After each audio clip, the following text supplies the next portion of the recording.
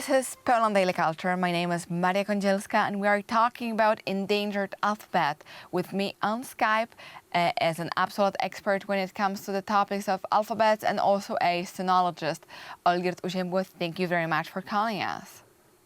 Oh, thank you for calling me and having me here. Thank you very much and welcome everybody to our wonderful world of endangered writing systems. Exactly, and you, I would say you specialize in this field of different ways of writing, and with a group of weirdos as you are trying to create a red list of alphabets, endangered alphabets, because as you mentioned in the previous episode, such list doesn't exist in the world. How is it possible?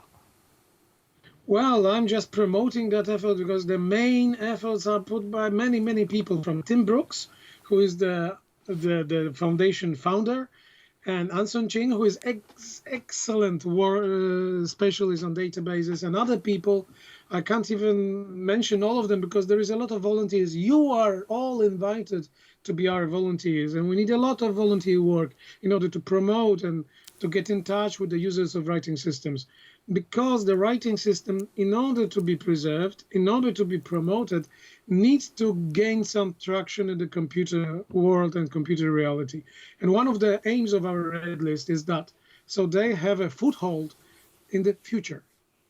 Those endangered alphabets that are now, for example, only on arrows or on sand. There is a sand writing, which is also a very interesting phenomenon. It's from Shona in Africa to Vanuatu Islands. There is a magical sand writing phenomenon which will disappear eventually if we do not preserve it. You mentioned the fact they need a traction in internet. What does it mean actually? Do they need to be used? Well, the first thing is to be, for example, described properly. And usually we need for that proper description two equivalent or equi-important things. One is a scientific description. Another one is how the local understand their own writing system. We call the ethic and emic perspective on the writing system. This is very important, both of them. We cannot preserve the writing system without a proper scientific description, but we cannot preserve it with how the local people see it. This is the most important perspective.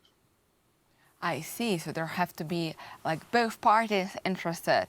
One are the scientists, and the other thing are the local people who want to be or should be sort of persevered in a way and cooperate in this sort of program. All seems a little bit crazy, but looking at the red list, what are the first three, let's say? Can you? It's always very difficult because I would have to choose between the alphabets that are right now on the verge of dying out, like, for example, Tongba, that are getting revived. Like, it's a very difficult situation, for example, with Mongolian now, for which we, for example, created a game, Ulus, which is a very interesting game made to preserve and promote Mongolian culture. And then we're moving on to like new writing systems that are being created right now, like Adlam system in Africa, which was created by two brothers and is now getting traction in the actual local society and also on the internet. They check out on Facebook. There is a lot of posts by our Adlam using friends over there. Or, for example, Silabario Amazonico, who is still not getting traction, which is created on the basis of Mayan hieroglyphics as a syllabic writing system for local languages in South America and Central America. Very interesting. So all over the world, there are ways of writing which like the fewer and fewer people speak them, and they get sort of forgotten, or they can be forgotten. Just a difficult question to wrap up this episode, but isn't it a natural process that, I mean, the Egyptians don't use the hieroglyphs anymore? I know it was a huge discovery how to learn how to read them and to convey the meaning out of them. And we have this opportunity, but I would say no one would right mind would bring the Egyptians back to the hieroglyphs?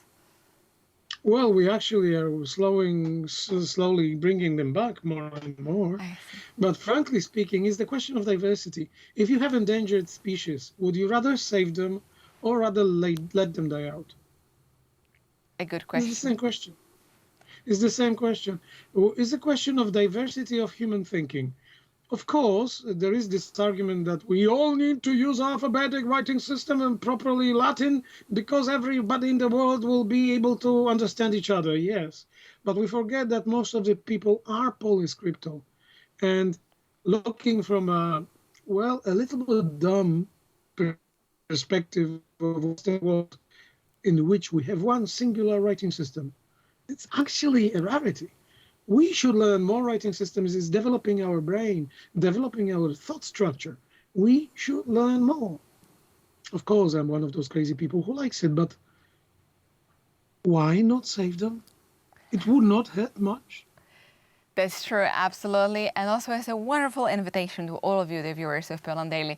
We'll start learning a different way of writing because, as you heard, it can develop your brain and your way of thinking. Maybe you will think smarter in Chinese. Well, I'm trying it, but I'm not sure if I'm actually managing it. But to all of you, 再见.